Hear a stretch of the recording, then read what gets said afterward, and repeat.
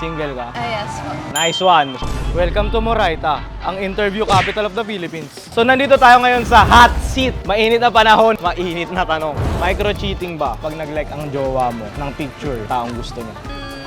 Medyo. Depends kung artista yan. Okay lang, sige go. Pero if siguro, lalo na kung ex niya, no.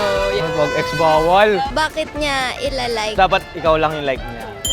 Kung doon pa lang alam mo na hindi siya komportable, ba't mo gagawin? Hanggang saan lang yung pwede niyang i-like? Ako siyempre.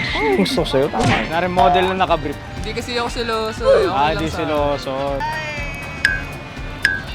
Siguro if like on a daily basis. Naranasan mo na bang mautangan? Or ikaw yung nangungutang? Meron na sa mga utangan. Mautangan. Parehas? Parehas. Both. Nakakahiya bang maningil lang utang? Nakakahiya. Feel ko ako pa yung obligated para kumuha ng pera. Dapat sila. Oo, lalo na yung dadahilan na may sakit sa ganito, hindi kita mababayaran. Oo, kasi pag may nangungutang sa akin, hindi ko na... Hindi mo na sinisingil. Utangan nyo to. Mahihiya siya singiling kayo eh. So pag ikaw yung siningil naman, Okay lang sa akin. okay lang sa'yo. Basta Sige, may- bayad ka na.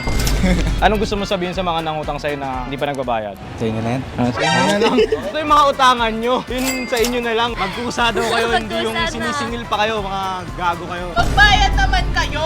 Pwede Sabi. mag-drop. Uy!